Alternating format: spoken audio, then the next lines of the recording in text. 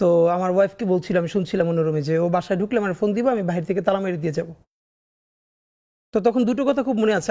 আমার ওয়াইফ একবারও নিষেধ করে নাই, কারণ ও জানছিল যে এই কাজটাই আমি জন্মের পর থেকে করতে চেয়েছিলাম, ইনসাফের লড়াইটা।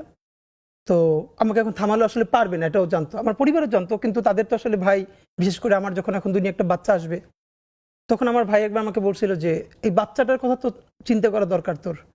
তখন আমি দুটো কথা বলছিলাম। একটা হচ্ছে যে এখন পর্যন্ত যেই বাবারা রাস্তায় শহীদ হয়েছে তাদেরও তো বাচ্চা আছে, এমন তো না ওরা দুনিয়া এমনি এমনি আসছে। তাদেরকে যেরকম আল্লাহ দেখবে, ওরও আল্লাহই দেখবে। আর একবার তখন আমি শুনতে পাচ্ছিলাম যে আমার ওয়াইফকে বলতেছিল যে ও বাসায় ঢুকলে বলবা যে আমি বাইরে থেকে লক করে যাব।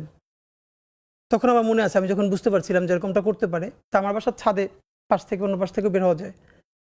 তাই আমি বলছিলাম যে যদি সত্যি এইটা করো, যদি আমি 7 তালা দিয়ে লাফ দিয়ে পড়ি, তখন তোমরা কি করবো, আমার বাঁচাইতে পারবা? তো আমার মা খুব মনে আছে যে আমি এমনিতে ভাই, আমি তো সবার ছোট, আর এমনিতে ছোটবেলা থেকে আমি ভীষণ মানে একদম মায়ের সাথে থাকা আর কি। এখন আমি মানে বাড়ি গেলে মার কাছেই ঘুমাই।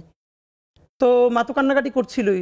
তখন মা একটা কথা বলছিল যে এমনি মরে যায় কিন্তু ওইরকম মানে হতাহত অবস্থা। তখন আমি বলতেছিলাম, মা, কেউ যদি রুমে এসির মধ্যে মারা যায় আর কাউরি একদম গুলি করে মেরে ফেললো, মানে কবরেই তো যাবে।